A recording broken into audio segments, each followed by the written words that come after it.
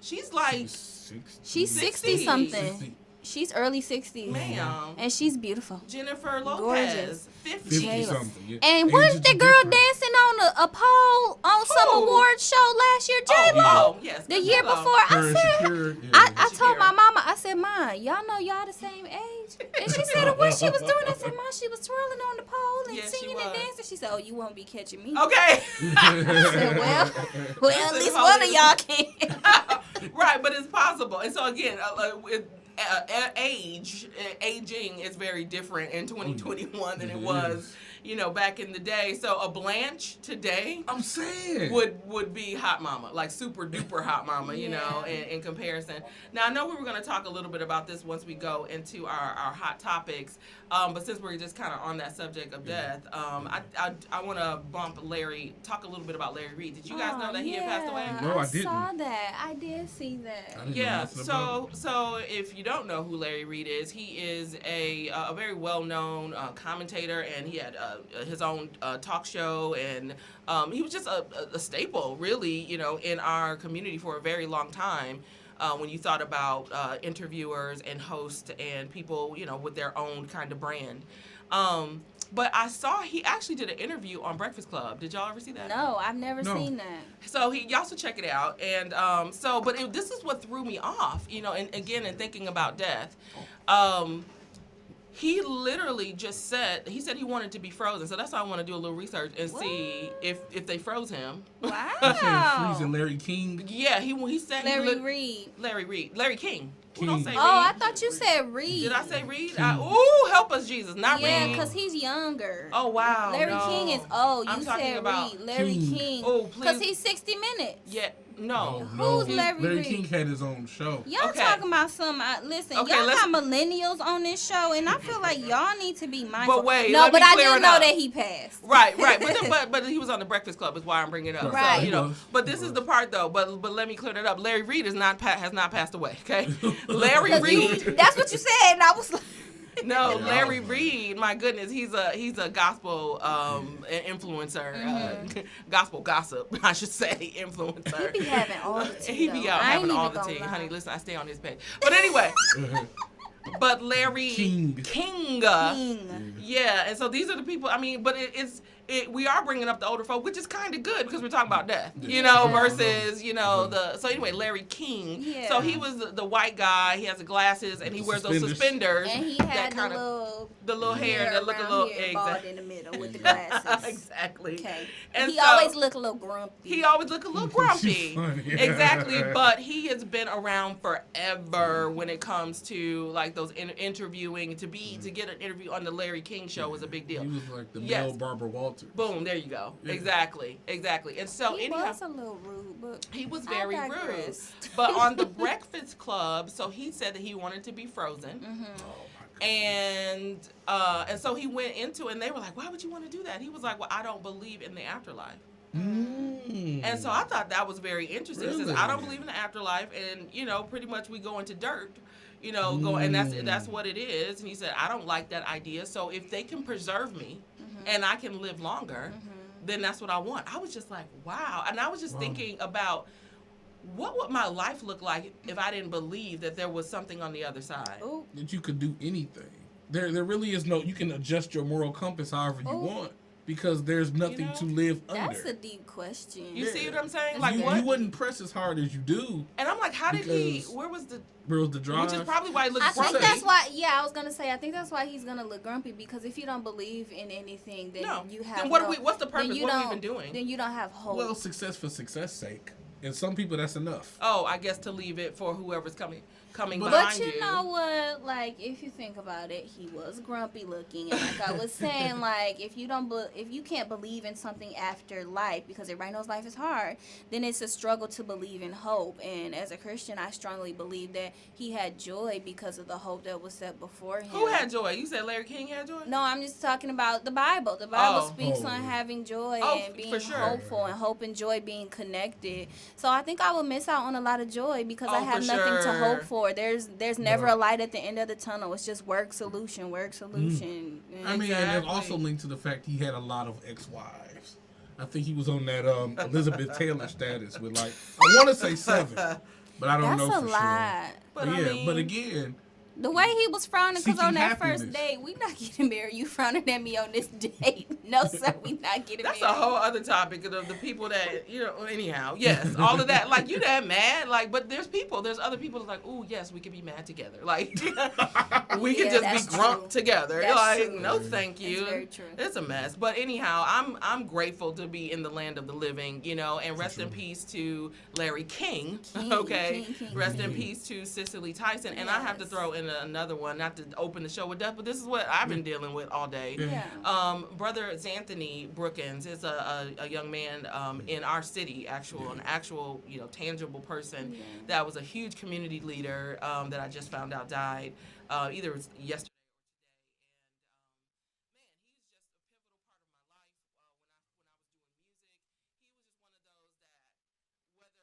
Liked the song, didn't know if he liked the song. He was buying a ticket, he was buying a CD. He was So just one of those supportive that was going to show up and be there. And not just for me, he did it for every young person that he came in contact with, during that time when we were really flourishing in our music careers. Right. And the fact that, and it was a sudden death. Like, it doesn't even, it's one of those that it didn't make sense. Yeah, that's Wow. It wasn't a Cicely Tyson. It wasn't no Right. 90. It wasn't like Larry King. I think he was in his 80s, Yeah. So it was just like, so rest in peace to Xanthony and, prayers to his wife and just everybody connected to them. Because just to even see the thread and everybody saying, oh, man, I got kicked out of school and Brother Xanthony helped me with da-da-da-da-da. And this is, I started my business and Brothers. I'm like, wow. Yeah. But it's good to pass with a good reputation. Exactly. I like that. That And I was was- one of I like my that. one of my good church friends, Jasmine. You knew Xanthony or her? That's of him? her sister, Jasmine. her brother-in-law, Jasmine. I'm cool with Jazz. And when she Yes. brought it up yesterday, I was just like, man, I don't like the way she brought it up. I don't think it had hit her yet, because then later on her like profile, I was starting to see it, like just It never the memories. hit you right at first. And it was just like she had only good things to say. Exactly. Only I good. literally, That's when I cool. shared it, the fact that I literally was able to be like, and he did this, and he loved his wife, and he loved, Right. And he like, I loved was, his Right.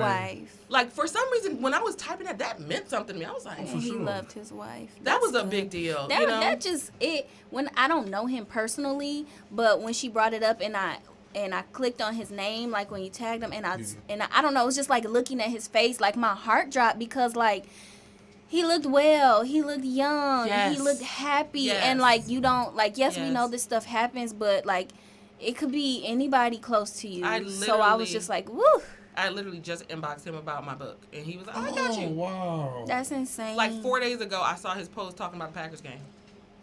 It's nuts. Yeah, it just oof, that's a lot.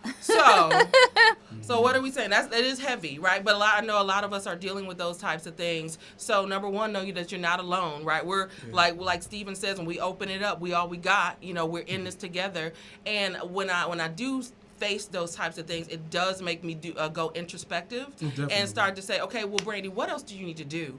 Who do you need to apologize to? Wow. Who do you need to love on? That's huge. What That's what do huge. you need to fix? Who do you need right? to forgive? Who do you need to forgive? Yes, ma'am. Yeah. And do that, man. And then just like God is the thing is, God is our model. He's Yeah. mindful of us. Be mindful of somebody else. Come on. Can you be mindful of somebody? Yeah. Like we don't do we're so busy minding our own business that we're not Oh, that's taking good. time. We like to That's from brag the on that Spirit. too. I don't Yes. do nothing. I mind myself, mind my business. I don't bother nobody. Yes. And maybe that's your problem because you're Wow. not connected to community. So when you get out of community, it's culture shock. And so you're actually rubbing people the wrong way because you think that you're just minding your business. And that's all that's necessary Okay. in life. And that is not okay, right? Not So okay. so death is going to be sad, but it should also be a wake up call and an opportunity for you to get it right. And love okay? on your people. And love on your Real people. quick yeah. question though, because it was something I actually posted this week before the Cicely Tyson death. Yeah. Because I had a friend who lost his mother, and I'm like, it's funny that as we get older, that is something that's always in the back of at least my head. Yeah. If you have a parent that's still around, it's like, yay, the older I get, happy birthday, but you're also thinking, Oh, that's scary. like, Closer. yeah, Yeah. It is. It is. It's inevitable. It is inevitable. And so do right. Listen, honor your mother and your father, okay? Your days Love shall on be them. long upon the earth. Exactly. And the one thing I can say, because I did, and we're going to go to break, I did lose my father in 2015. And losing a parent is, oh my goodness. that is something that unless you've gone through it, you can't explain it, right? But when I tell you, God, again, back to that mindfulness, God is so mindful, and there's things that happen within that transition that, again, you can't explain. It literally is just spirit to spirit, and there's a comfort that happens when they're you feel their presence almost leave in a different way, and I think it's because it's different, you know. And so even though the sadness is really there, if you're open to that, you really do feel that they're okay and in a better place. That's true. Yeah, when it comes to a parent, like my dad died in 2014. And it's that weird day. It didn't hit me for years until like 2019. The day you call or reach out and you remember, dude, he gone. Like, I literally was finna get on the phone and be like, let me see what dude up to. It's like, ooh. I can't. Right. It and took it me a hits year. you. It took me a year to figure for my mind to really be like, oh, daddy gone. Right. Oh, he gone. Okay. Right. Right. It's an adjustment, and so I know that there are a lot of people that are going to be adjusting. Even I know we're saying, well done, Cicely, and blah blah blah. Her daughters or children are like, no, mama. You know. That's still It's still mama. Right. You know, or I was thinking about Viola Davis and Tyler Perry. You know, those are the people that were super close to her, and so that's where the prayers go. You know, to the people who are left behind, because we're the ones that have to walk through it. So anyhow, WGOB listeners and our Facebook and YouTube listeners, I hope something that we said may have inspired you, or at least got you to thinking a little bit about, you know, well, I still have life. What else can I do with it to be impactful? So we're going to take a quick break, and we'll be back with your hot topics right after this.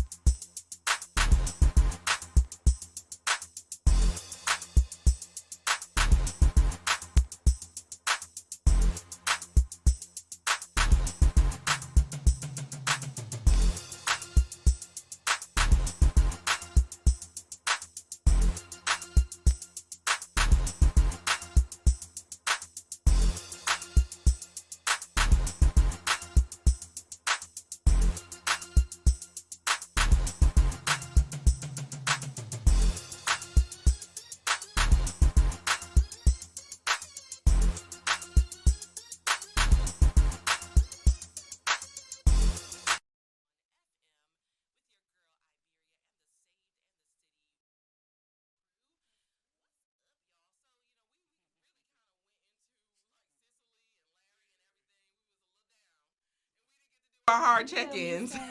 We was sad. We was feeling sad. But how are y'all doing? How's your week been? Is it going to keep us in the sad mode? It's been a week. No. I don't know why I'm so tired. I'm just so tired. I'm so tired. It's wind down time, and I'm looking forward to the winter storm. I'm sorry. We'll talk about it because Steven is very excited about his Nintendo. Yeah, I am. Like Mario on deck. No, you know how you can get those little retro things we get like 600 games downloaded from the past? It's just memories. It's like, it was like $50. Paperboy too? Paperboy, Dig Dug, Mario, Mega Man. That's it's going down. I'm tired of him all. Mike Tyson Punch Out. Ooh, it's over. Oh, do you understand what you just did? Mike.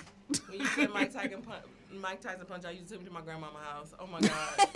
I literally just went right back to my grandma's house. Telling you need those moments with some LaCroix water and some lasagna, Jesus. Somebody said LaCroix tastes like when your TV be staticking. And the devil is a liar. No, that's accurate. It is accurate. That's accurate. Yes. It's all of the cells. It's like pretty much on the same voltage level as McDonald's Sprite. Ooh, but McDonald's Sprite got a little taste to it though. It do at least a little sugar. That's all static. It's all static. You drink it electricity. But he gonna have some other flavor because you got that lasagna too, right? Man, you gotta balance it out. Right. So you've been planning all week and you good. I'm ready. Still, and I'm a little irritated because Steven always good. Like, Steven always good. Always. You don't be stuff going on, but there's so much other stuff to counter it. He's so peaceful. I mean, God has shown on so many levels that he just takes care of me, man. That's why I rock. Come on, Mindful. That's why I rock. This is why I rock with all of y'all. How you doing, Sharice, though? I know you feeling me, my sister, in the spirit. I need a vacation. We here. So yesterday I dreamt about Cinnabons. Whoa, what does that mean? Like fish? Nope, the actual cinnamon rolls from the mall. I ate a donut today, and I've been been on my way. This is day 8. This is day 19, and I'm gonna have to. It was so good. And he's faithful. You said it was worth it. So good. He's faithful anyhow. So I'm going to get a Cinnabon tomorrow. We gonna get the cinnamon. Oh, they still got them at the mall? They absolutely do, and I'll be there. Y'all like Cinnabons? But like no, I don't. Let me tell you what I like. I'm with you. Confectionately Yours. You need to go to Adesia. Over at Sherman Phoenix. Baby girl. Okay, listen up, WGLB. Listen and the Saved in the City radio show crew. Because we're talking about food. Yes, because apparently y'all don't understand. Confectionately Yours, and this is a shameless plug, okay, over at the Sherman Phoenix, she has red velvet cinnamon rolls. Hold on. Oh, I heard. Wow. Hold on. She got the German chocolate cinnamon roll. She got the peach cobbler cinnamon roll. She got the chocolate turtle cinnamon roll. Anything in cinnamon, any kind of cinnamon. She got the regular cinnamon roll. People's like, I just want the cinnamon. Get the cinnamon roll. I'm just so fresh happy. baked. Come on for the break. Fresh baked, and I literally cried. I was gonna say you about to tear up now. I did. One time I bought 2, and I didn't care. But I couldn't eat both at the same day, but I did. Aside from my food, y'all, like I've been doing okay, and I have been really pressing myself on rest this year and enjoying my life and taking guilt-free naps. Oh, I saw that. Guilt-free naps. I've never been guilty with it. Somebody put a post saying. But you have babies. It's after. I was gonna say that. It was after, not even like my first child. It was after my second child that I began to feel guilty for resting. Because I'm just so used to being productive, and then I sat down and I thought about it. Once I just kept living, for my most being productive, I need to rest. Yeah, I can't. I gotta keep moving, and it's not good because the way that I get away from healing real life issues or wounds within myself is to be busy, and so it makes me look stronger than what I am when I'm busy. And so, and I don't want to be that no more. I don't want to be that no more. So I woke up one day and decided I was going to change and be vulnerable and take guilt-free naps and actually deal with my emotions and broken parts of my soul, because it's broken parts of your soul that don't necessarily affect you in everyday life, but it's those broken parts of your soul that will keep you from naps and sleep at night and enjoying a TV show. And it do be holding up stuff though. It really do hold up stuff. Explain where'd the guilt come from? I think the guilt came from just watching my mom. I get it. And how she carried us so much, and she made it look easy. Now that I stepped into that, it's kind of like trying to meet that expectation. It's coming from wanting to please everybody, people pleasing. Okay. So I want to meet everybody's expectation because I don't like seeing people upset. Girl, I just want to lay out because you better talk about my life. Go. and it's not because I want them to like me, and it's not because I want to come off better than I am or pleasing or people. I just like when people are happy. I just love it for other people, and I will break myself to mend you. I will bend myself so that you can be flexible. I will give my last so you can have a monsoon when you probably already got enough. I just like seeing people happy, and the Lord was just like, look, I can't even save everybody. So what you doing? Wow. So I'm trying to chill, y'all. So if y'all ask me to do something, I'm sorry, I'm gonna have to say no this year. If I didn't come into this year with this already under contract or obligated, I can't do it.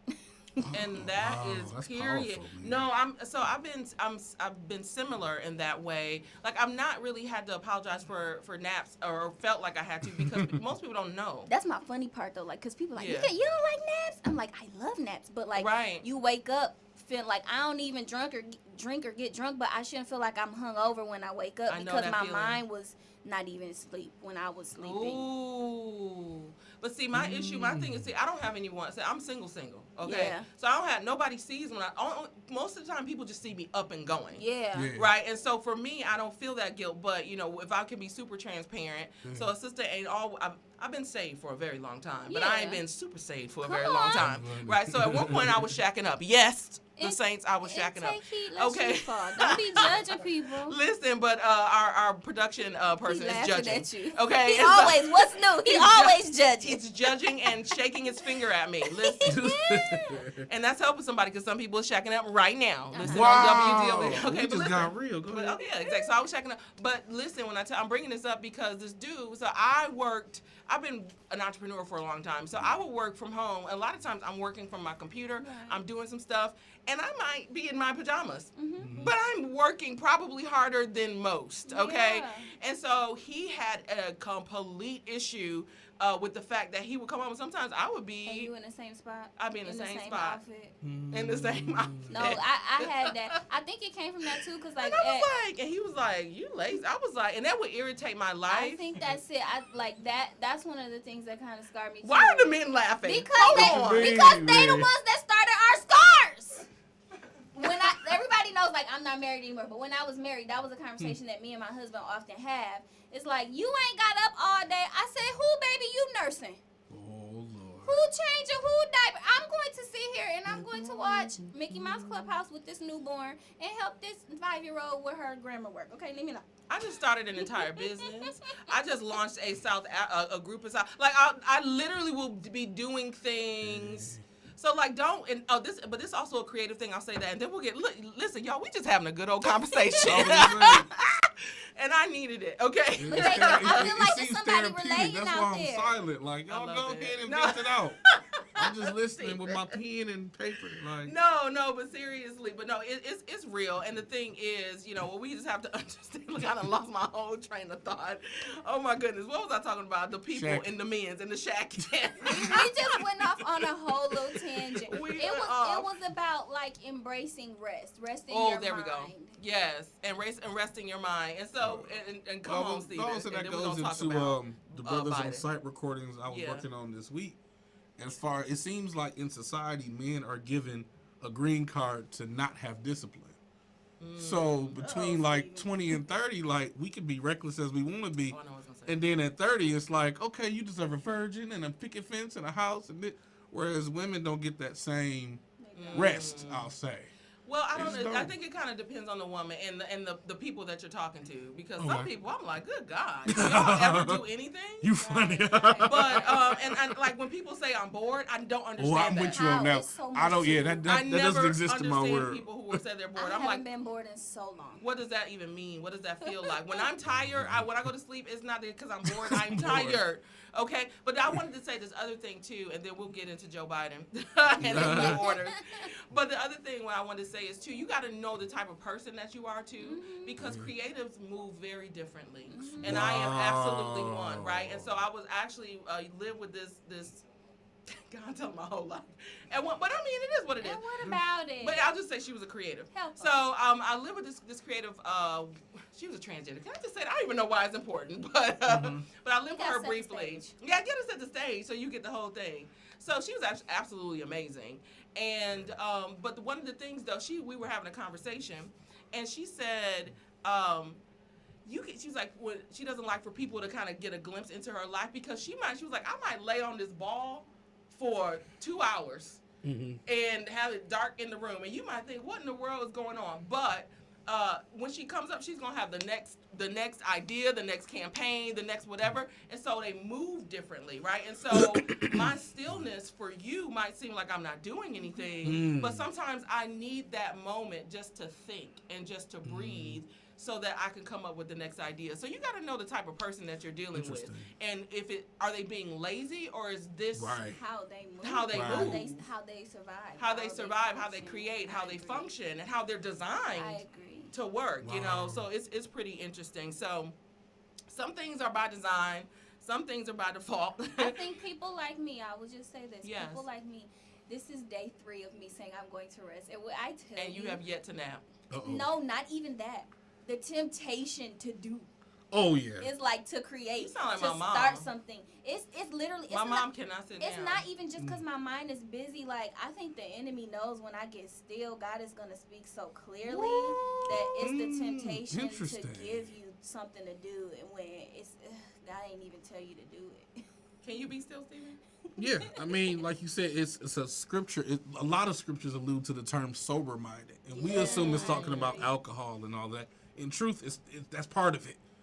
Sober-minded means when you get to that place where God can speak with you. Yeah. And like you said, the enemy always going to try to keep you busy and all of that stuff. But sober-minded means you're at a place where you are open to receiving what God has to say without distractions, which could be even your own gifts and creativity sometimes. Yeah, I agree, because it's hard to say no to myself, because I can put an outline together for someone to write a book ASAP. I can do that. I can put together an event. I can redecorate a room. I can do everything, but to sit there and be like, no, sit down and be quiet. It's hard for me. So pray for me and keep me accountable. Look, pray for all of us. Pray on me accountable. This has just been a week. Hold me accountable. Y'all see me doing something, Sharice, go sit down. Go sit down and relax and lay down. I can say that for real? Yeah, you can. All right. Do it. Doing too much. Look, we're going to try.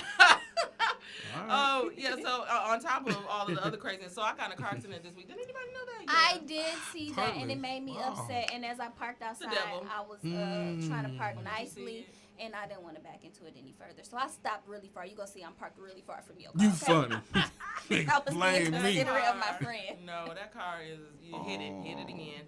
But no, I'm okay about the situation. It was just distracting. What I realized is the enemy is so pissed. Yeah. Ooh, he mad. My God, I'm like, I'm just living my life. But it was so interesting because you say you're bald. He bald-headed mad. Oh, I thought you said he was a bald-head scallywag. And he is that too. Wow. Okay. Yeah, we're going to pray before we leave, because we're going to remember you said that. And what about it? Wait, we got a caller on the line. I think they want to join the conversation. Who we got? Caller, how do we get it on? We're going to do it. Okay. And I think we're on. What's up? Hello? What's up, caller? You're on the line with the Saved in the City Radio Show. What's up? Hey. Good. How you doing? Good. What's up? Tyrone W. How you doing, young folks, young people? Tyrone. Hi, Tyrone. All right, man. The fellas and the ladies, all right. Yeah, man. we here. Brother men and sweet ladies. Y'all dropping some wonderful good nuggets, especially pint size, I mean, she's right, Pint size. It's a little bit. Pint size. Whatever. He know what it is. And what about it? Proceed, Tyrone. Some of the big bangs come from the smallest things. Okay. That's our little firecracker. But anyway, I love y'all. But listen here, I just wanted to share a nugget with all of you, Yes. and I usually open up with this here. I don't go by happiness so much. I go by joy. Yes, Say it. Because the joy that I have, the world and nobody can take it from me, Yes. So that's one thing you can always take with you. Circumstance and happenstance pretty much go hand in hand. You're only happy as far as your circumstances are carried. Come on. That's So that's where I'll leave that. But so I pretty much rest in blessings and joy. I love it. And, happiness is, just something that's, just there, at the spur of, whatever circumstance happens to, deal you at that particular instance. But your joy, even through your circumstances, your joy is going to carry you through all in all. That's I love good. it. Good word. But I'll leave you with, but I was flying very high, on the young lady, inauguration evening. Kamala? Amanda Gorman. Oh, sure. Man, I'm still flying high from that. That was beautiful. Now, if you're talking about somebody laying it down, I mean, that girl, she talked and she spit that thing there. Okay, did she spit that thing? She talked that stuff there, and that's what I'm talking about. That's, her and you all, the world is in you all's hands. I'm 62. Oh, wow. But the world is in you all's hands, so, that's what I'm talking about, And then just a couple of days ago, I tuned into an interview with Ida Wells' granddaughter, and I mean, man, that just sent me out the atmosphere there. So I mean, between those two things there and other things, I'm flying high off of just those things. I mean, Ida B. Wells' granddaughter. Okay. And she's got multi-books, and other stuff in the works. That's and awesome. This Amanda, it's Amanda Gorman. I mean, so I'm just saying, be yourselves and just do what God has given you, because there's all kind of, like I said, Breonna Taylor, she was doing wonderful things in her way, and she was taken away from us. We don't know what Philando Castile had for us in the, in his heart and in his mind, or George Floyd, or Philando Castile, Tamir Rice, or any of them, So we just got to do the best we can and just make sure that these idiots stop killing us, and just be ourselves and know that the joy that we have, the world can't take from us. That's so right. I love you all. I'm not going to stay on here long, but I'm going to tune into you. Love you too, boo. And a little bit later. All right, we'll talk. All right, man. Okay, thank you, Brother Tyrone. Always a pleasure to have our brother Tyrone call in and give some encouraging words for sure. But that was kind of a good segue. He's talking about the inauguration, because I did want us to touch a little bit on Joe Biden. Yeah. Now Larry Reid. Now this is the Larry Reid I'm talking about. This is the alive Larry Reid. Now, okay. So he calls him JB. So I was just kind of interested in kind of what you guys are thinking about some of the things that he's doing already now that he's in office. And so I'll read this as a start, and then, guys chime in. So basically, President Joe Biden ordered his Department of Justice not to renew its contracts with private prisons, which I thought was a big deal. Right. One of multiple new planks of Biden's broad-focused racial justice agenda, he calls him JB, is making important steps to right his wrongs and I think he meant systematic things that affect black and brown people. Racial equality plan is underway, and there's a lot of comments that people are saying, like, he hasn't been for us up to this point, and now all of a sudden, he's doing all these things. Well, let him do it now. And the whole jail system, I hate it. Okay, the way our jail system is set up in America. So the private prisons and some of the public prisons, like Rikers, like I just want it to be closed down, But the fact that he's doing something in that direction makes me feel like maybe there's hope. Do you think that there's hope, or do you feel like it's just okay, let's do this up front, and then we're gonna go back to our good old boy ways? That's what I was saying. Like, I really want to hope that this lasts. Like, I don't just want it to be like, okay, let's do this just so we can look good for the first year. Like, you got a whole term to continue to move in this. Let's not just make this something because you got inaugurated and the black people were for you. Whatever. Right. We was really for Kamala, but for Kamala for sure.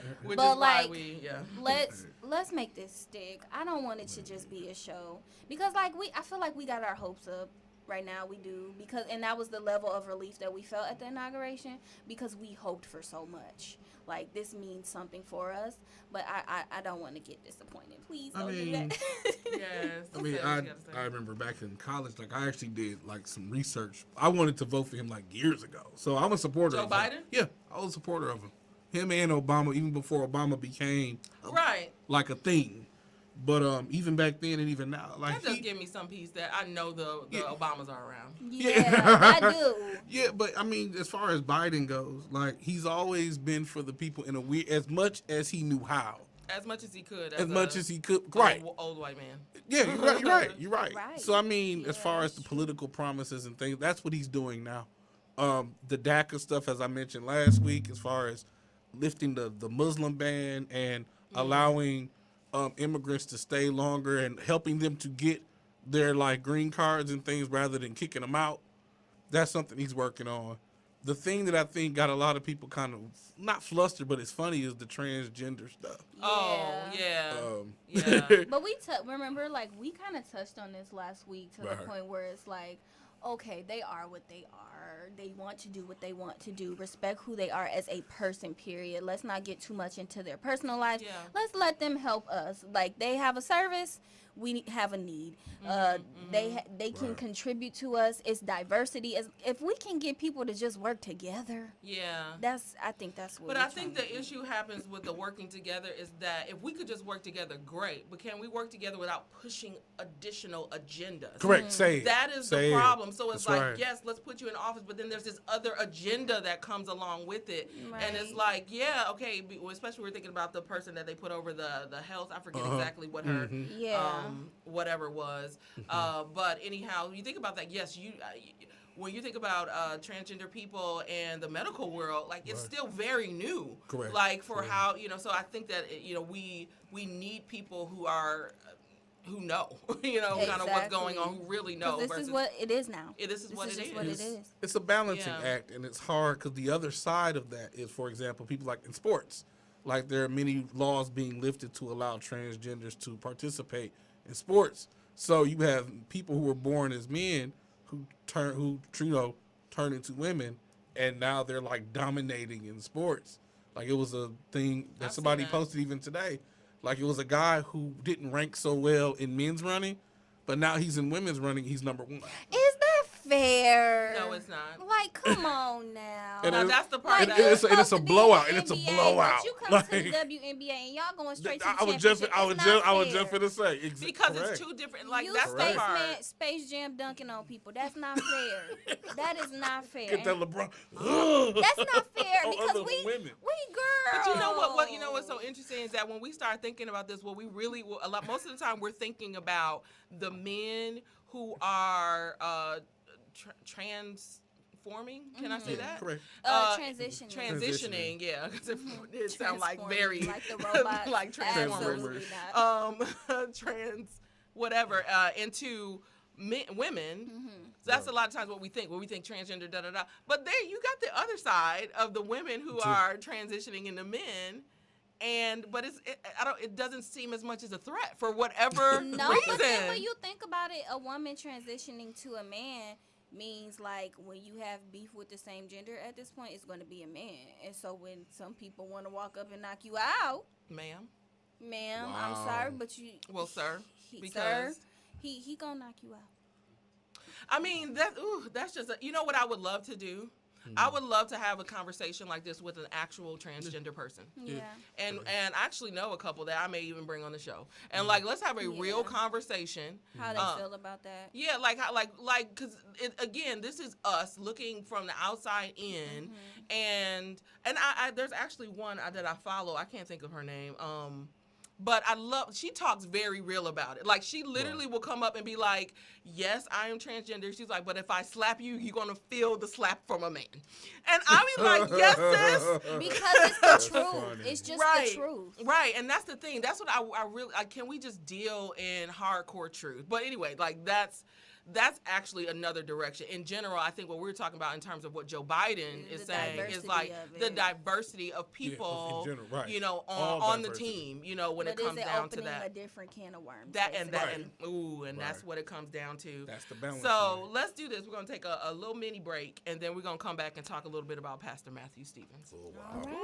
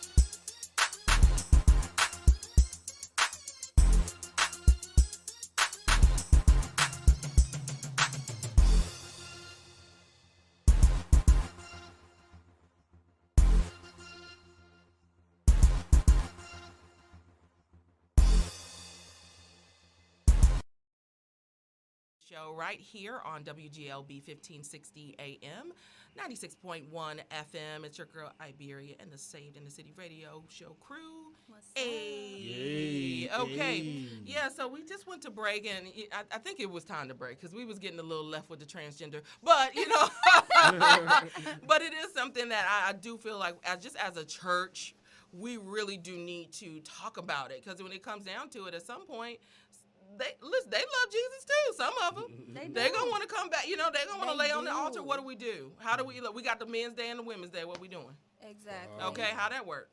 But anyway, we're not gonna go into that right now. They love God. They be the saints. Yeah. Okay. So anyhow, I did want to, speaking of church, I did kind of want to chat a little bit about, and I tread lightly, because I actually do really like Dr. Matthew L. Stevens. I do too. So I was like, okay, what are we talking about? Am I going to talk about this?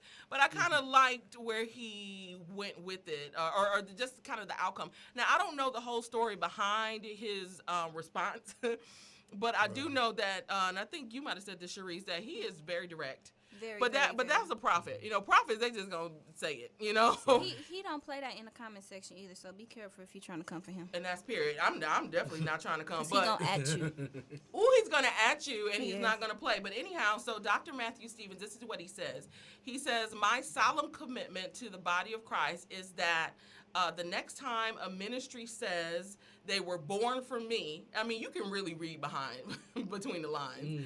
He says, "The next time a ministry says they were born from me, trained by me, or came from my house, that they are an extremely high kingdom quality.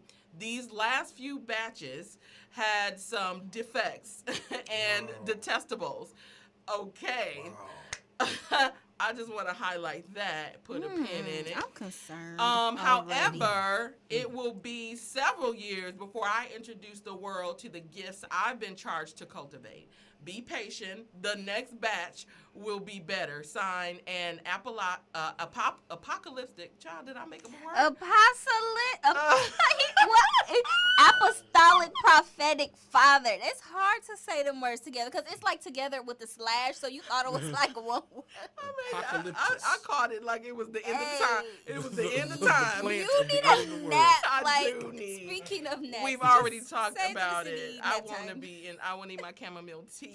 And what about it in my Disney Channel? Okay. We got to talk about the Avatar. Never mind. I've literally been looking at it. I've been looking at it every day. Okay, let me get back to Dr. Matthew. Help her, Lord. But anyhow, so, without even having to know what has occurred, you can tell, basically reading between the lines, that apparently whatever ministry or organizations that have come out of his church, he's saying that I ain't with it. Okay? And he basically called them some batches. What? Wow. But first of all, I'm going to look at you. Okay.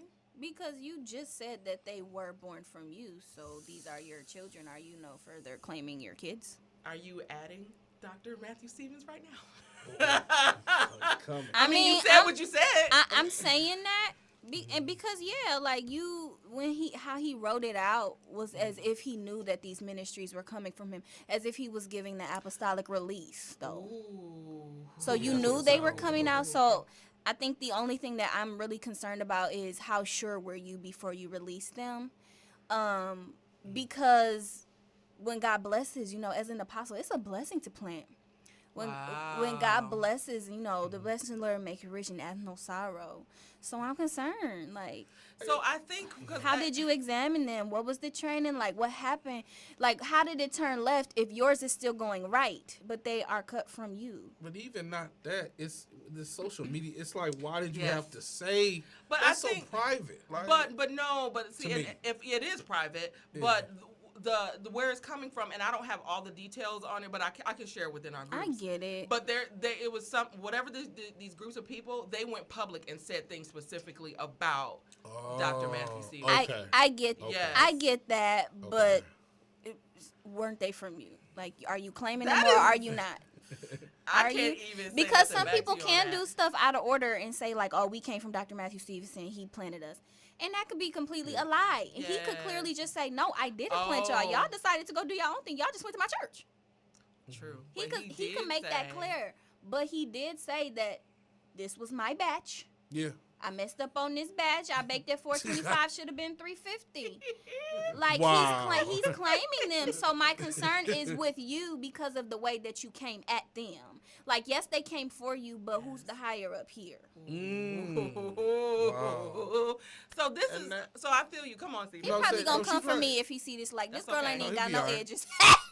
You do have it's about it's the retaliation part. It's a standard. Even you should have a standard in spite of who did what. Like that's who we are. And I mean, you're just giving the world fuel when it's stuff like this. But I think, which is obviously, thank you for the fuel because we got something to talk about today. Thank you, Dr. Matthew. But at the end of the day, though, when we really think about it, like, because honestly, I didn't feel like what you said sparked something, Sharice. I'm like, ooh, yeah, right. But at the same time, for me, I'm like, he's owning it. Like, that's kind of how I when a child act up, I look at the parent. What? Ooh, okay, let me read again, Larry Reed. Larry Reed, please don't mind us. We just beginning. That's why I take your stuff. So Larry Reed, but I give you your credit. I say it's from you. We working. Go follow him, please. Working. Please follow Larry Reed if you want to, then you don't got to get off from us. Because some of the stuff I won't share that Larry Reed will share. So anyway, this is what Larry says. He says, when you're in the public eye, you learn your lessons in the public eye. Yeah. That ain't easy. I'm glad Matthew, he loved to nickname somebody Maddie. I'm glad Maddie Stevens ain't round here acting like it ain't hurt, like he ain't hurt and like it wasn't a hard hit for him. I agree. You see what I'm saying? And so that's why I think that's where it's coming. And he says, go ahead, because Jennifer made a good comment here.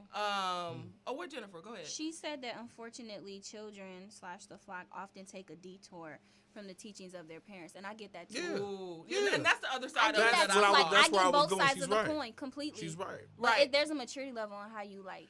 But if nothing else, I agree. But also, like we both said, Dr. Matthew Stevens, like this, he's being consistent with him. But that don't mean it's right. It's not necessarily right, but this is how he responds. And I think what he's saying, maybe this will be the last time he responds in that way. Yeah. And he's going to go in and he's going to fix it however WGLB AM 1560, 96.1 FM, W241CI, Milwaukee. I thought Dr. Matthew Stevens came for us. Like, don't you ever. Like, don't you ever. I said, did he get hold of the WGLB? It was our 1 hour mark.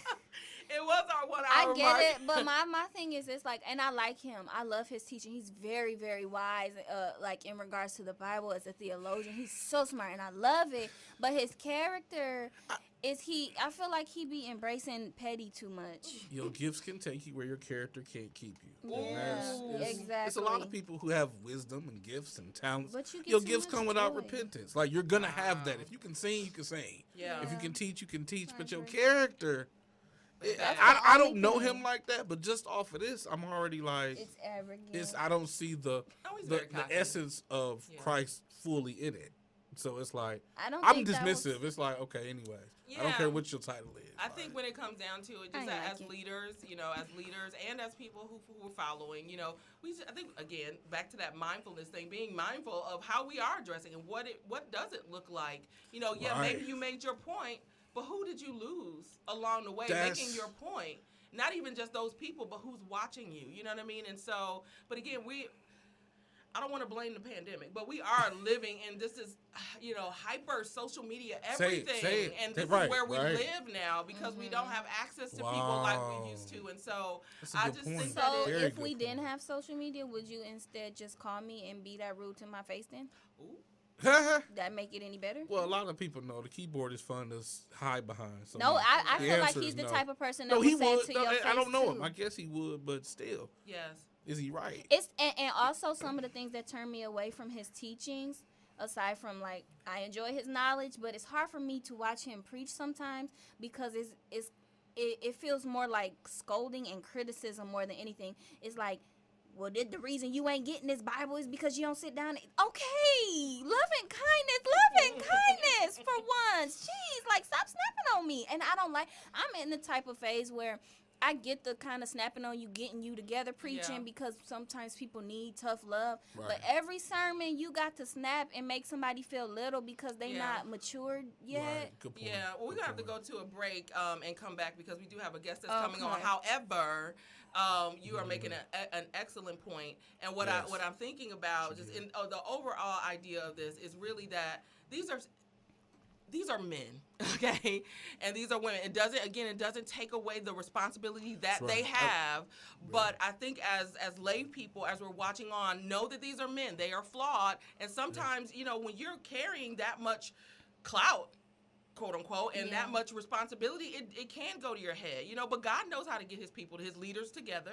He knows how to sit people down if they need to be sat down or raise them up if they need to be raised up. But I feel you, and the thing is, and that's why you're going to be called to a certain house, right? Yeah, and then there's another house that is just like, that don't flow with me. For other people, they like that. No, that's my, they love that, He has a good following. He does have a good following, and so sometimes we have to just, that's how they do it in their house. That's how they do it in their house. If but you like it, I love it. But I'm gonna love it over here. Okay, and I think I'm gonna love it over there. I ain't gonna love it. And he ain't gonna love it at all. Okay, so we're gonna go to a quick break, and we'll be back with your church announcements right after this.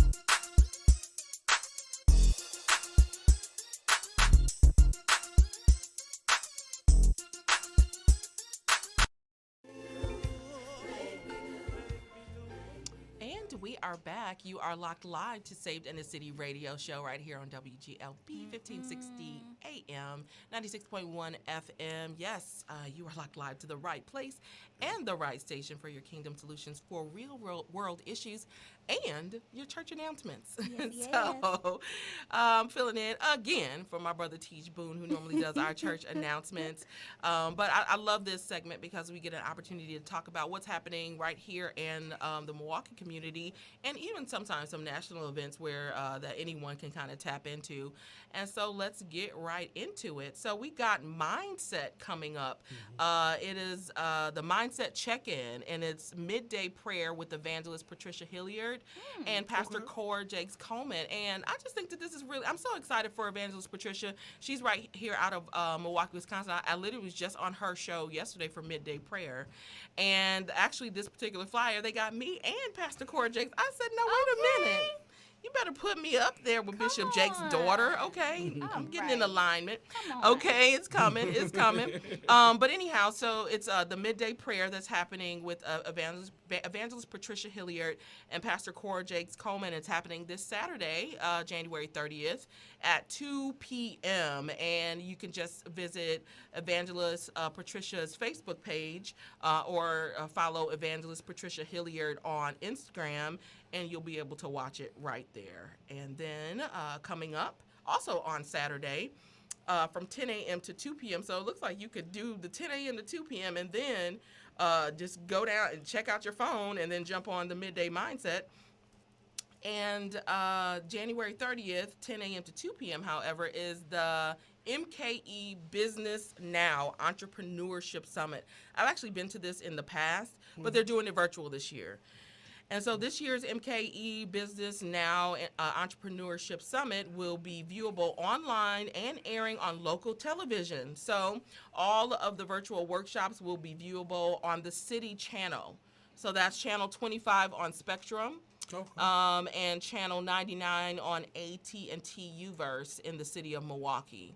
Or you can visit online if you guys are watching on Facebook and you just want to kind of tap into some of the workshops, because they still could be beneficial if you are not in the city of Milwaukee. Then you can just visit www.milwaukee.gov/channel, spelled out 2525. Okay, and then some of the panelists, though, is actually it's your mama, Chantel McKenzie, and we have Chantel's son Michael in here with us this evening. And working these boards and doing the dang thing. I'm so excited to have him here.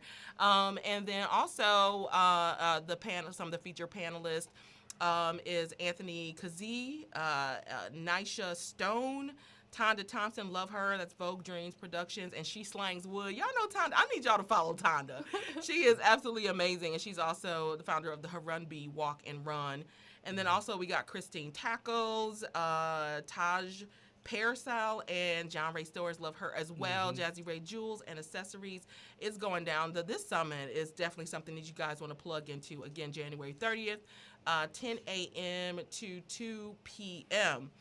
Okay, then also coming up, kind of jumping into February, because it literally is right around the corner, okay, is on February 10th from 9 a.m. to noon is the Small Business Financial Workshop. It's $89. It's a virtual event, and it's going to be hosted by Cheryl McMurtry. She is absolutely amazing. And again, if you're a small business and you want to get your financials in order, that's the thing, as a small business or small business owner, you go throughout the year, am I doing my taxes right? What happens if I get audited? How do I make sure that I'm being proactive instead of reactive? And I highly recommend that you guys check this out. Again, it's February 10th, 9 a.m. to noon. If you want to register, you can just visit www.mcmurtryfinancialservices.com. Also coming up February 7th, submissions are due by February 7th, is a stage play called The Salon. It's a casting call, and it's written by Ruth Troop.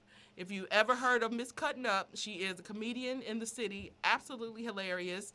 And also her brother, Manio Banks, is a part of the cast and one of the producers.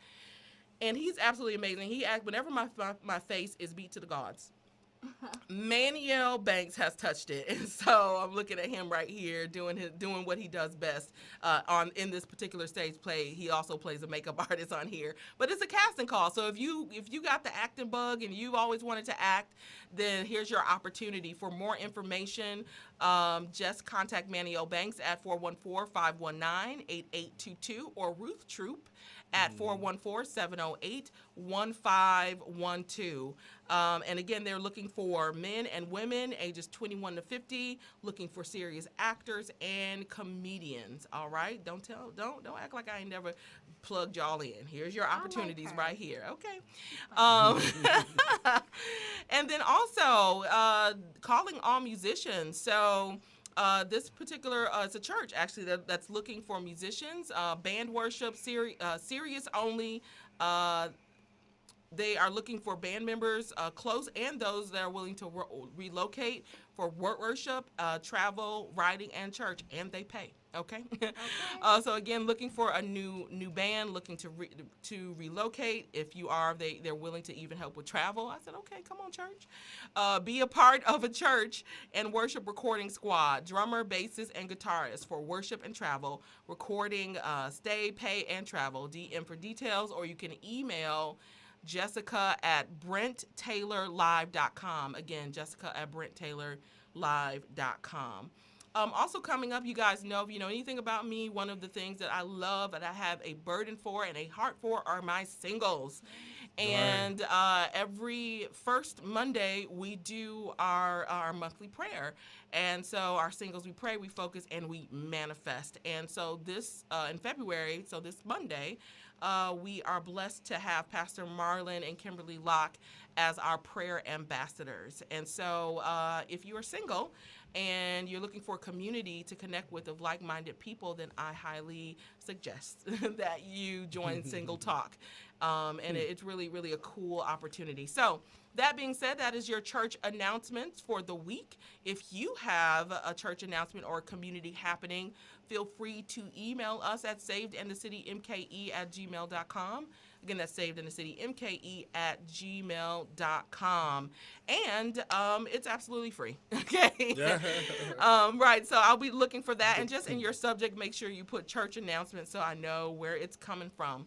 All right. So you got your church announcement. I got another special treat for you guys. So coming up next is an amazing sister right out of the city of Milwaukee. We're going to learn a little bit more about her. And she was recently in a competition, and her documentary, or film, I should say, is going to be on HBO Max. Yes. I literally just was scrolling down my LinkedIn, and I was like, no, wait a minute. I know this sister. We used to work out together back in the day. And I reached out to her, and I said, sis, let's talk. Tell us about what's going on. How did this happen? Let's love on you. And so I'm so excited that she was able to find time to chat with us a little bit today about her newest film. I'm so proud of her. And so if Tyshawn is on the line, then you can come on in. Hey, Tyshawn, you are live on the Saved in the City radio show. Can you hear me all right? Oh, we lost her.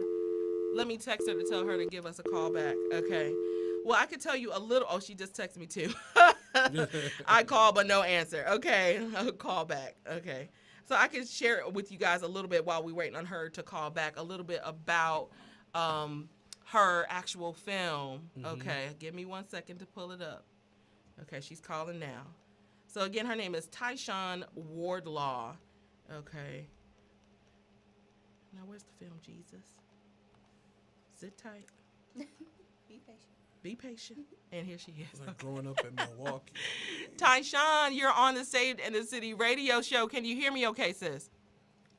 I can, and hopefully you can hear me as well. I can. My volume. I can hear you just fine.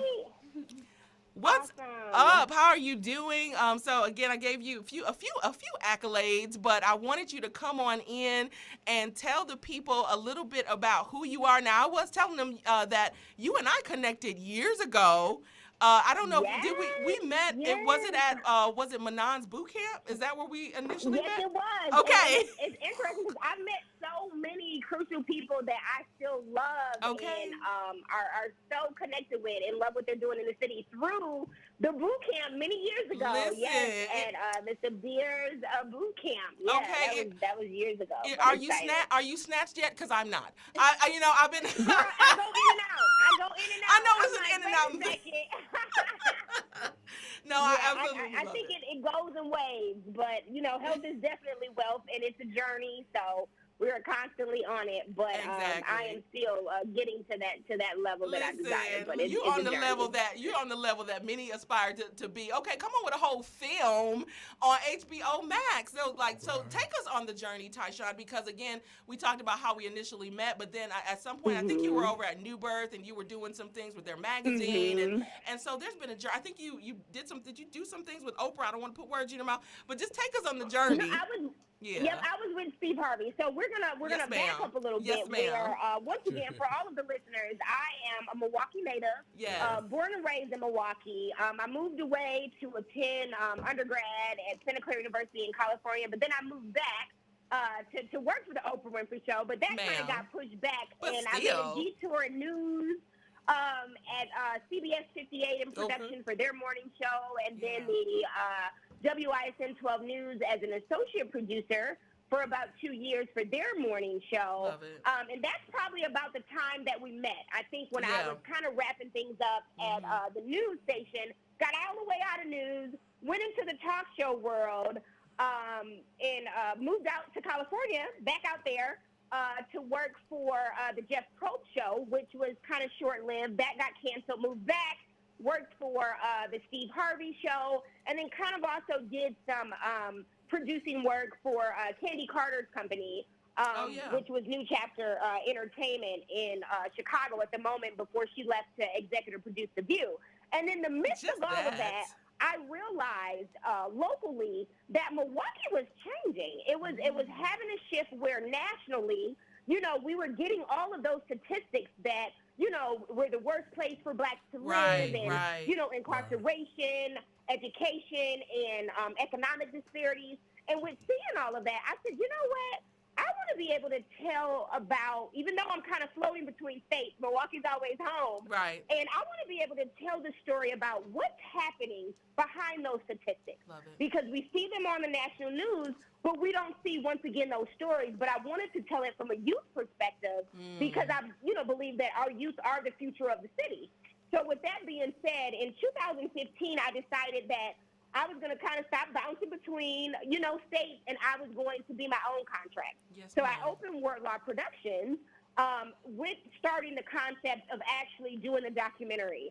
So it took about 2 years for us to kind of get the ideal out. I'm kind of building the company, still kind of back and forth between Milwaukee and Chicago for jobs, but yet and still I was, kind of stationary here building the company. Yeah. But at that moment, we finally was able to kind of get what we needed as far as funding and getting started with filming, and everything just took off from there. And what I mean by that, we were able to find the 3 youth that we focused on, and then to kind of just backtrack about the premise of actually the documentary. So once again, I already talked about the statistics. So behind every story is a statistic. I mean, behind every statistic is a story. So with that being said, we followed 3 black inner city youth, 2 young males, and then 1 female, because we really wanted to be able to document what it meant for them to grow up in the city and how they're avoiding becoming a statistic. And so over that course of time, we also introduced them to individuals, organizations, that's working day in and day out in the city to be able to help change the narrative of what's going on. So we were able to do that in 2 years' time. And then also at the end of kind of like 2019, we're wrapping up filming. And I had another thing that I was like, you know what? I'm going all in. This story needs to be national. I had that goal in mind when I created it because, like I said, I wanted to be able to highlight different, show the city in a different light from what we've already see on a national level, which is the statistics for the black community. So with that being said, I took the leap and I said, you know what, I'm going to contact Sundance.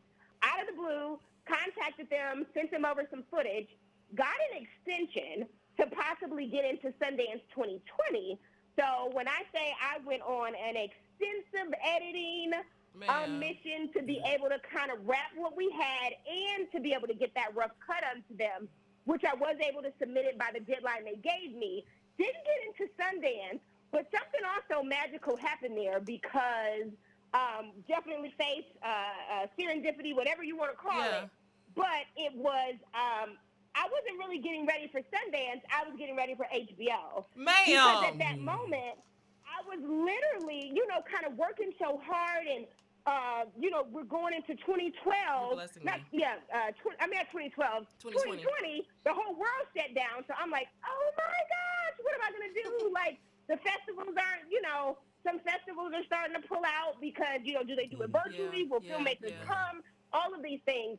But in the midst of that, I'm still kind of aggressively moving forward. And I was able to get some crucial contacts, even though I didn't get into Sundance, that I had on my list that I'm contacting this distributor, this network, this one. And so I did just that. And as we approach the summer, we have the Black Lives, Matter situation pop off, with George Floyd and all of those things that kind of like really catapulted the desire for Black content. So everyone wants Black content. So at that moment, these networks and distributors that I was contacting, they were all interested. So it was a very good thing as an indie filmmaker to be able to have very relevant content at a high quality value that could go out potentially to networks. And it's good to have options. So I did have a few options between networks. And HBO I thought was a good fit for us to start for national distribution, and that's who I went with. So here we are. Wow.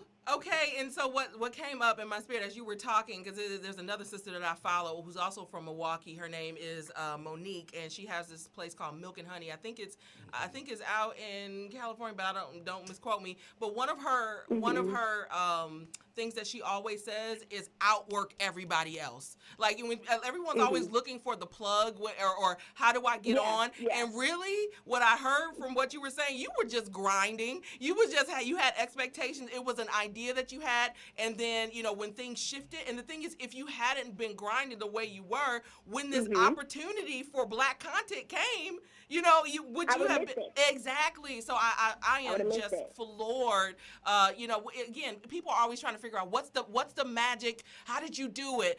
I worked, I toiled, I edited, I did what I needed to do. There were sleepless nights. There were some tears.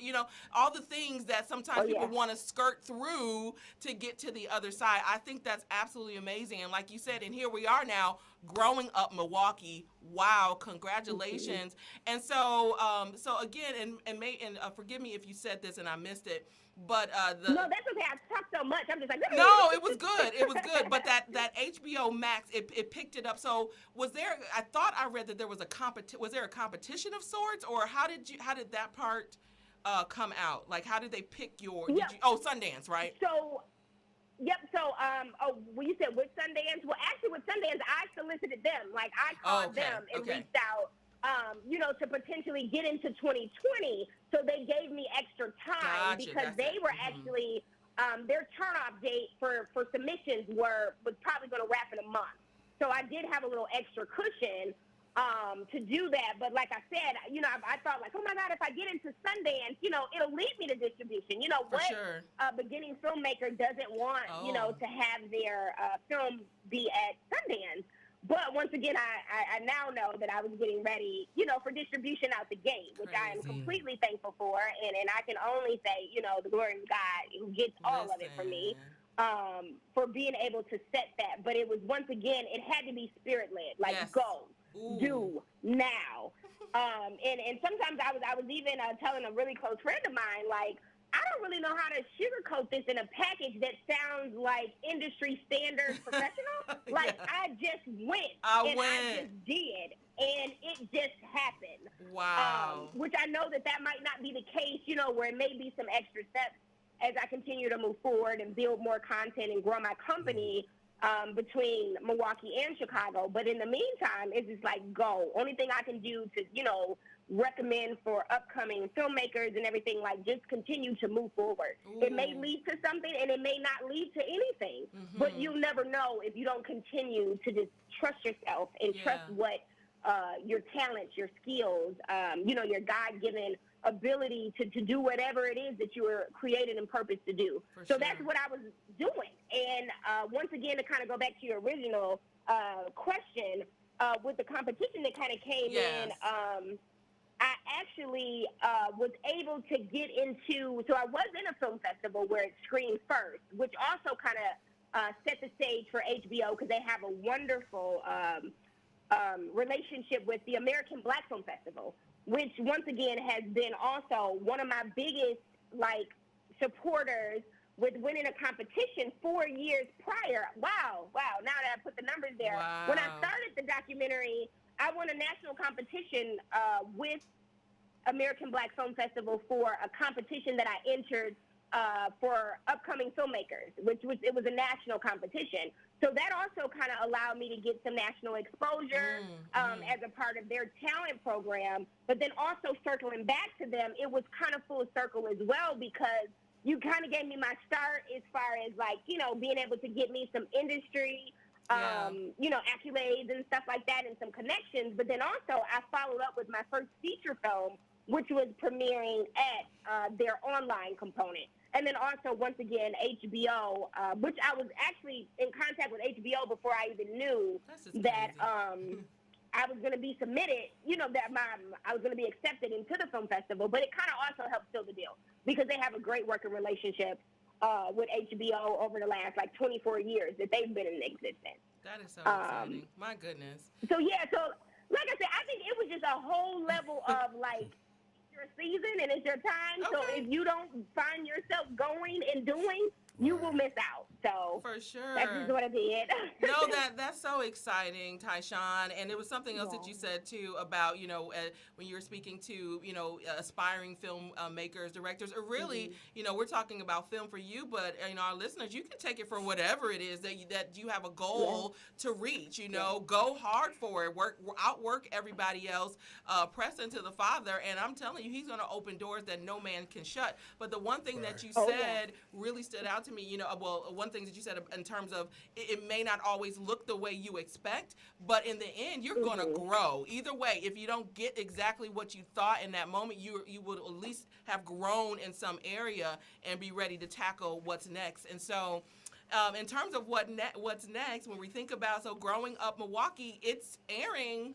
Or what's the right term? It's happening on February 1st. It's streaming. Streaming. So, we have all of these new terms, yes. all of these streaming platforms. So it will be streaming. That's okay, love. Yes. It will be streaming as of February 1st on their platform on HBO Max. Love it. And it has a good run on there. So if you don't catch it the first week or so, that is okay. But I appreciate all of the support with checking out the film on that platform because they do have exclusive rights for the U.S. right now. So everyone who probably wants to see the film, I have to direct them towards HBO because they do have exclusive rights now. Well, yes, I will definitely be watching. Anybody you want to shout out, or talk about a little bit, that's maybe in the film or that supported, that was a big support to you. And then also in wrapping up, how can people get connected to you, even outside of the actual film, maybe LinkedIn, your social media and that type of thing as well?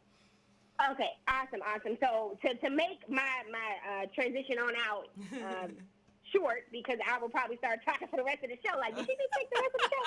So with that being said, I want to thank everyone who, once again, there was also moments where I could not have allowed the people, chose the better fit for who I highlighted as individuals in the documentary between Muhib Dyer, Kwame Nixon, Sean Wilson, Fidel, who else? And I feel like I don't want to miss anybody. David Muhammad, and it was I can't even Heal the Hood. I can't even think of his name right now. Ajimo Butler. Ajimo. I'm like, Butler. Yes, like all of these people that allow me to come and film what they do effortlessly. I love it. You know, day in and day out, selflessly. You know, for the community, they've been doing it for years. So they don't do it for the cameras. They don't do it for show. But I was able to highlight, you know, what they do and also make an impact on the youth that I was filming with. So I am so grateful for everybody. And I do apologize if I missed some names in there.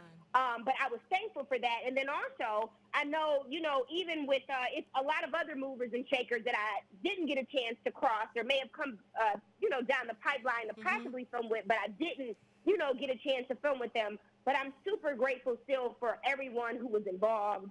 And allowed me to just capture the greatness that they're doing. That was such a pleasure. And then also to lead to what's next for Wordlaw Productions. Just super excited to continue growing. We do have an office right now, you know, in Milwaukee.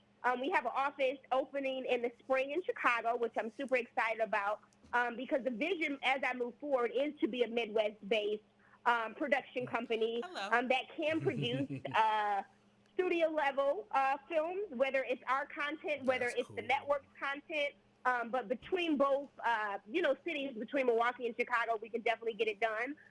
So I'm super excited about that expanding and also providing, you know, jobs for creatives here, which is so important, you know, to kind of keep that community thriving between Milwaukee and Chicago. So I'm excited about that. And then where people can reach me, I do have a website, which is wordlawtv.com. So that's spelled WARDLAW,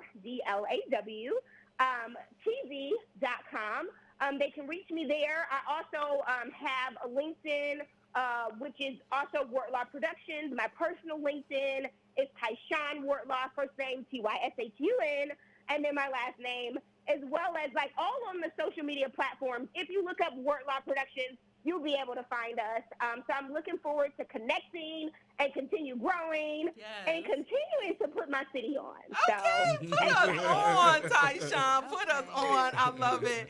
My goodness, sister. I'm so glad that I scrolled down my LinkedIn yesterday because I was like, Tyshawn, this is awesome. Link, for sure. To catch up. For because sure. We got some years. I know, like I said, I've been in and out. I bounced around between since the time we met. But, I know, same. Always watching what you're doing and super excited for everything that you're doing as well in the city. I love it. Super excited. I love it. I love you. We'll definitely connect. And again, so excited about February 1st. Listen, y'all, let's all stream February 1st on HBO Max. Tyshawn, you're doing the thing. Thanks so much for putting so many of us on.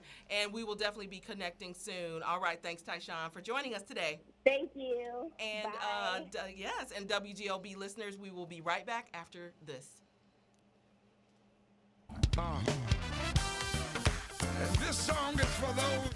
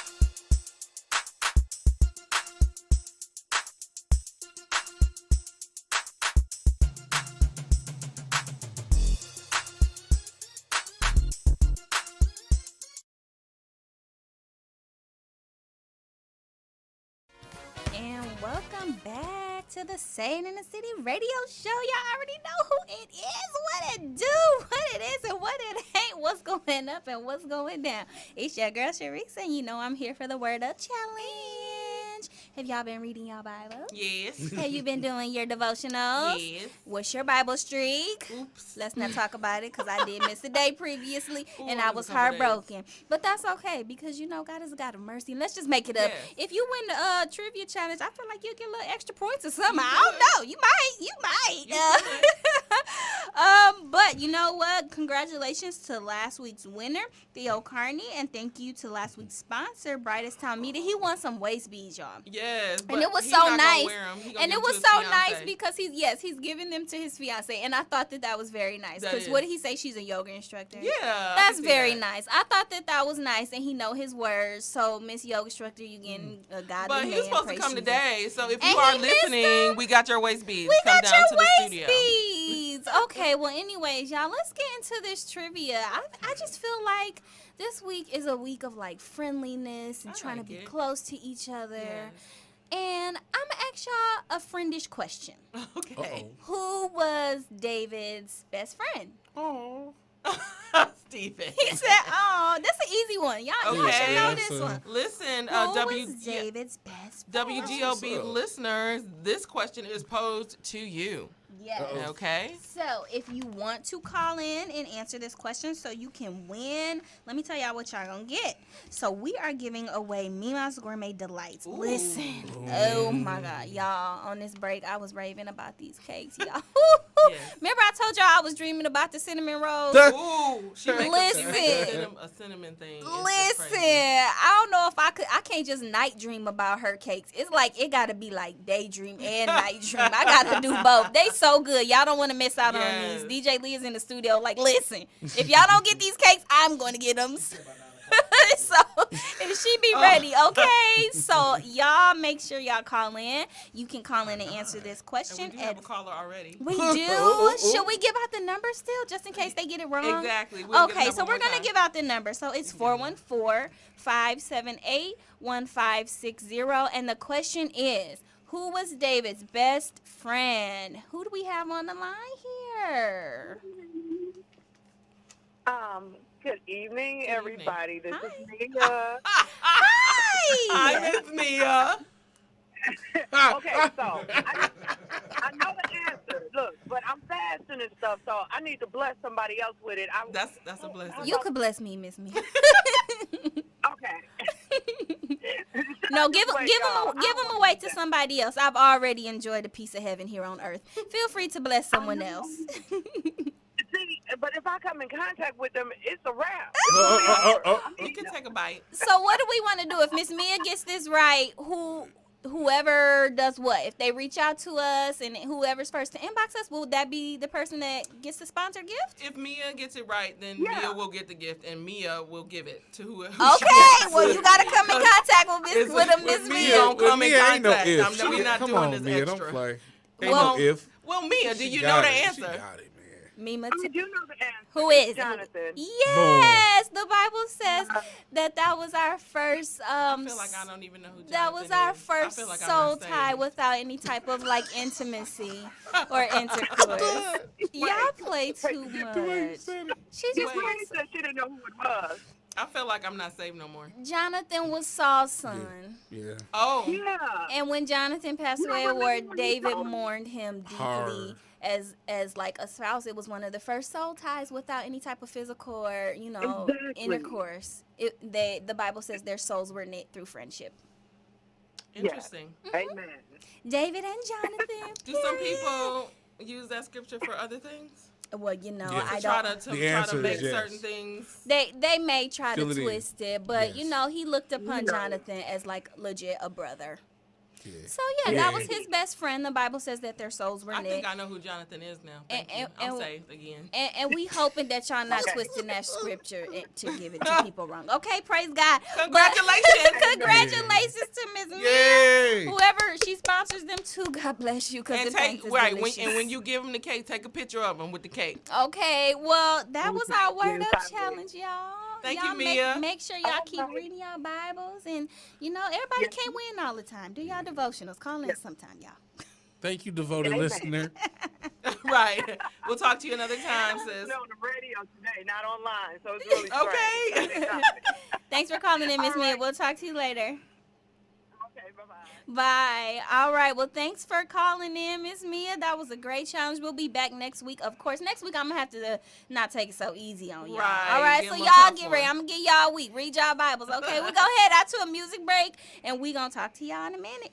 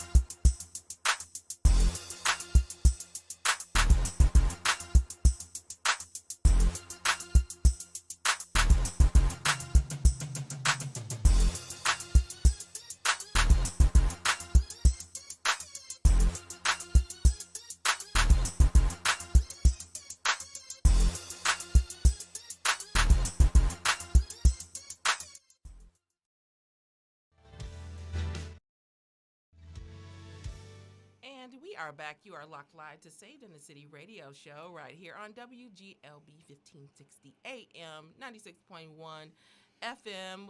Man, y'all been hanging with us all night. All right, we got, oh, goodness, the time flies. We only got about 10 minutes left, so we're going to try to get you guys these top 5 you doing too much moments of the week. If this is your first time joining us on the top 5 you doing too much, well, on Saving the City radio show, this top 5 you doing too much moments of the week is a segment that we do, an opportunity that we take to point out when people in the world have just done a little bit too much. And maybe you can relate and say, you know what, I almost did that. And now, because of the Saving the City radio show, I'm not going to do that. I know better. I am better, right? And so this is why we do what we do. So let's get into number 5. I'm going to see if I can whip through them. So number 5, on your top 5, you doing too much moments of the week. I'm calling it misguided ministers. Let's get into it. Okay, and so this is coming from a post that I saw from a minister. His name is Cheston R. McCrea, or McCrea. And this is what he says. He says, how in the world are you talking about the glory of God, that the glory of God is in your church, but you're still wearing masks? That's not the glory, that's emotionalism. When real glory shows up, you don't need to wear any protective gear. COVID can't affect you when there's an authentic presence of God. How do y'all feel about that? No protection, huh? Like that, and we've had these conversations before, you know, in terms of, when people said, really gone off on people for wearing masks, but it just really gets under my skin when it's whole leaders. True. I hear, okay, yeah, God is, anything is possible. Sure. I get it. Sure, right. But we just talked about this. God made us human. Humans are susceptible to illness. I hate when people be like, when your nose is running, your eyes are watering, you're sneezing, everything. I'm healed. You have a cold. Like they would speak those things that be not as though they were. Y'all take that so out of context. No, the reality is you have a cold. Go home. Yes, go home. And here's the thing, and so I'm a little different when it comes to, like, if I do start to feel things coming on, then what I do, just because I'm a responsible adult, is I'm going to remove myself from the situation. Right. Meaning I may stay home, and if that's my profession that I want to say, I'm healed, I'm whole, or whatever, and still be coughing or whatever, then I'm doing it in my house. Okay? I'm not going to be in front of all of y'all because the thing is, the reality is, like you said, these are human bodies, which means I can catch a cold and I can whatever. Now, for me, it's not going to last, but that's how I operate. Exactly. But at the same time, I'm not going to go in front of a whole church because everybody's faith level is also different too. Go ahead. But not even that, God gave your body these receptors intentionally. He designed you. A cold is nothing but your body trying to reject and defend what's happening. Wow, that's so good. It's there on purpose. That's just silly to me. Like, come on. God walked the whole earth. Like, God was on earth in the form of Jesus, and it was still people dying of hay fever and stuff. Okay. Wow. Of hay fever. Jesus was on the entire earth, and they were people with leprosy and illness and everything. Right. And left the world with it. Yeah, and let's just look. Right. Ooh. Yeah. Right. Let's think about that. And just, just the whole fact that we are literally in a pandemic, and there are people that literally, I just think that's just such a slap in the face for people who have lost people, real loved ones, to the disease, and people who are at high risk. Exactly. So again, we're not gonna give this brother too much time, but all we're saying is, leaders, you have these platforms. Be more conscious about what you're saying. Be more responsible. Absolutely. So, sir, you misguided minister, you're doing too much. All right, let's keep it moving because time is flying. You better sing, Stefan. Number 4, I'm calling it Deep Dummies. I wanted y'all to hear it, but we don't have a lot of time. So I'm calling it Deep Dummies. So there's a sister. Let's see if I can, oh my goodness, I don't know if I'm gonna be able to pull up her, I think I can if I do this real quick. So anyway, there's this sister on Facebook. She's a social media influencer. And basically, she came for Ricky Smiley because Ricky Smiley had choice words. Her name is Tanya TKO. I don't know if you guys have heard of her before. Yes, I have. Yes. So, yes. I heard of her a couple times. So she kind of irritates me, honestly. I've listened to a few of her things. We're on the same page. Oh, my God. She's you see, Deep Dummies. Okay, is what I'm saying. Wow. I can't. Oh. Okay, so anyhow, so she has this video, and she basically says she's condemning Ricky Smiley saying that that he's come inappropriately for Dwayne Wade, and says, because Ricky says that Dwayne and Gabrielle are exploiting his child, which is the one who's trans. Yeah. So what's the difference? No, he's just saying that he's gay. Like, he was just saying that he's gay. That's No. He says he's trans. So he's trying to Oh, transition. he's transitioning. Yes, Yeah, then the 12-year-old is trying to transition. Exactly. So yeah, he's not just gay. You know, like so he that actually wants to go. Oh Right. yes. Yeah. No, he changed his name and everything. He's a girl. Yeah. He's a girl. He was wearing like skirts. Okay. Ma'am, now does it all come back? Well, that's what he's saying, you know. And so she's a girl. Well, he's a girl. And so basically, so this is what Ricky says. He says, "I'm not coming for that." He says that I'm not saying, you know, if this is how he feels. He says, I understand that there are really people that are, you know, that deal with this belief, okay? And so he said, my issue is that, how old did you say he was, 13, 10, 12? He's a teen. He's a preteen. He's a preteen. He said, this is my issue. He has on acrylic nails, okay, and a belly shirt. He was like, I'm not letting my little girl come out like that. Right. Why are we? Okay. He said, let's take out this whole thing about what. Even if it was a girl, right? If you want to be a little girl, then you need to be age appropriate. Okay. And so he said, why are we making this acceptable for these young boys that are saying that they're trans, but then we want to treat our girl? So that's what he was saying. And so sis Tanya TKO just shaking her head. The looks. The thing that irritated, the looks. What irritated me about the thing is that she went through this whole thing getting us prepared for her to say something, and really after all of that, all she did was promote her book that had nothing to do with anything. She was just right. She was like, and okay, but before we get into it, I'm so frustrated about this. But my book, if y'all could just get that, and then I need y'all to like and subscribe. Like, we literally are just sitting there, like, okay, I'm like, okay, what point she say about this topic? She never got to the topic. Yeah, no thanks. So she never got to the topic to the very end, and when she tried to come for him, she had nothing to say. So again, you know, y'all, if y'all gonna call out, if you really do have something, you know, that you're calling out, I mean, because it's bolded. Get to the point. All she was saying is she disagrees. I don't like what you said. She just said, I disagree, and that's I disagree. it. But she has over 1 million views. So, you know, you know, maybe she's doing just enough, okay, to get what she needs. Okay, let's try to keep it moving. Number 3. Yeah. I know you lying. So did y'all see that? Yes. Steven, say something about laughing. it. Yes. The family pet lion, Hilarious. I guess, attacked a guest. And the family had First to of all, pet lion. Pet lion. I know you lying. And they had to, the male in the family had to restrain the lion from attacking this little boy. Who made, and you gotta realize, the woman too. The woman had the tiger or the lion by his mouth. First of all, she did go for his mouth. Like, why is there a lion in your living room? Why is there a lion? A real lion, a real one. I don't like it. You're doing too much. The part that got me was, but the man did calm the lion down. Because he's probably raised him since a lion cub, but still, it's just but is that even legal? Like, some places to domesticate like a lion? I mean, ask the Tiger King, because they be having like these. But like, you gotta have like certain permits and stuff set up for that. You gotta realize, but they probably have. In a house. But they probably literally a house. Oh my goodness! And so, we got the thing coming on. Well, let's let it go on. We'll try to keep going. My goodness, but yes, I think you do have that. Yeah, they're doing too much. Period. They're just doing too much. Thank you. That's that. At the end of the day, the instinct is wild. So. Yeah. Doing too much. Okay. Y'all, we got 2 more. Let's see if we can get them in. And the station ID is going to come in like 5 seconds. We're going to hold for it. WGLB AM 1560 96.1 FM W241CI Milwaukee.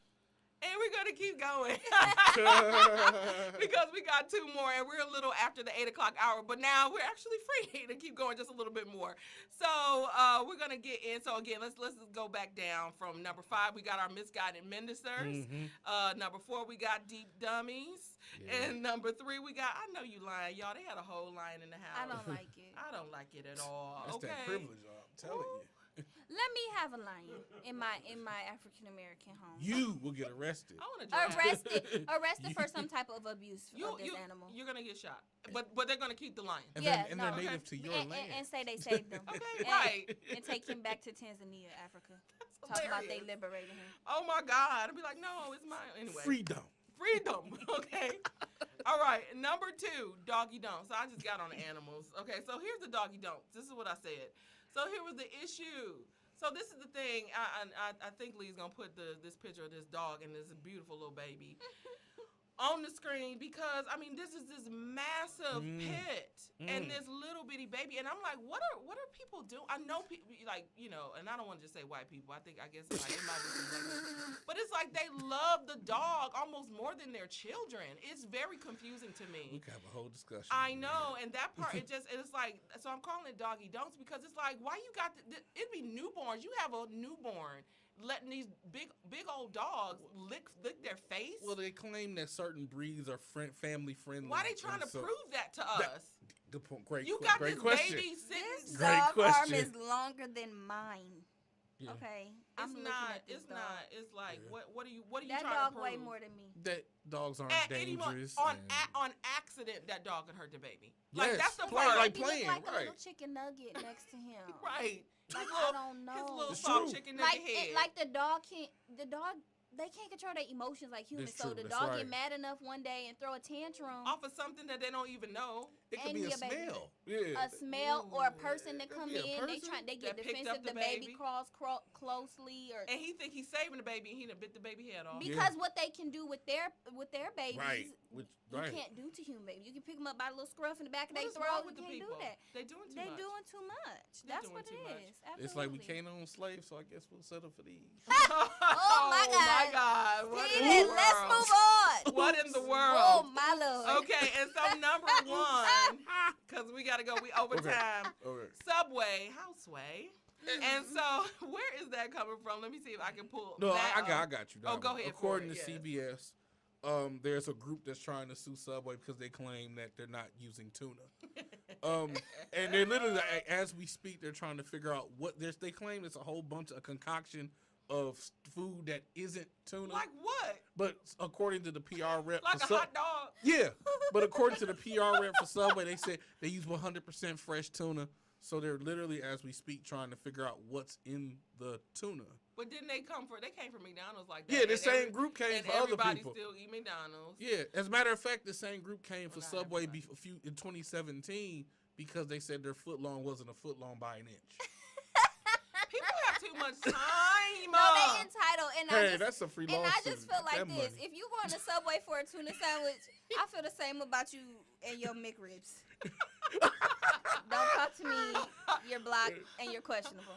But they said they're fresh. But they did say that. But wait, okay, my mind just went like 3 different directions at one time. The scary part about the U.S. is all you need is a certain percentage of something to call the whole thing something. Exactly. So if you have a small percentage of, let's say, of cow meat, you can call it a burger, even though it's made with plastics and whatever else. Sometimes those things kind of work out on our behalf, and now we actually start getting real tuna afterwards. So it's like no, it's 100% real tuna, like the chicken nuggets, because they came from chicken nuggets. That's true. And they said it was chicken, and now they're like it's 100% white meat. Parts, yeah. Ooh, baby parts. What? No, the big chick parts. They do the same for Taco Bell though, because it's a part of it is I like Taco Bell. First of all, can I just sidebar real quick because the Taco Bell, I be so happy when them fries come back. Have you had the fries? The nacho fries, yes. The fries Bel Grande, yeah. I will take order Taco Bell fries and meet my cake, please. Thank you. It was so good. Yeah. Okay, y'all. We about to wrap it up.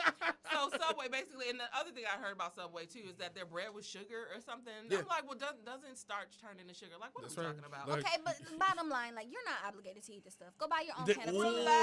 Hence the law, right? Exactly. Go buy your own can of tuna and make your own sandwiches. Thank you. Okay, and that's period. And I think that little beat was like, it's time to go. All right, so y'all, that has been your top 5 You Doing Too Much moments of the week. Again, number 5, misguided ministers. Cheston R, I don't know what you're doing. Number 4, deep dummies. Tanya TKO, have a seat.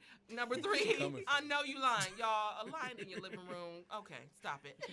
Number 2, doggy don'ts. Come on, y'all. Could you love your child more than your dog? Cause that ain't no way. That ain't ain't right. And number one, Subway Houseway, listen, just like Firecracker said, listen, if you got a problem with the sandwich, just make your own at home, okay? Plenty good recipes. It's going to be all right. Plenty good recipes. All right, y'all. So I want to leave you guys with your kingdom solution. Thank you again for joining us for the Saved in the City radio show. Overtime. I like it. Exactly. And so, again, what do we start out with? We said we start out talking about God being mindful of us, right? So I want to leave you guys with a scripture to take with you. And that is Psalms 115, 11 through 13. And it says, you who fear the Lord, trust in the Lord. He is their help and their shield. The Lord is mindful of us. He will bless us. He will bless the house of Israel. He will bless the house of Aaron. He will bless those who fear the Lord, small and great alike. Y'all, he's listening. He's watching. He is with us. Again, it's your girl, Iberia. We got Cherise. We got Steven. And Tej, he's here in spirit. We got. And we'll be back with you next week right here on WGAM 1560 96.1 FM on the Saving the City radio show. Love you guys. Bye.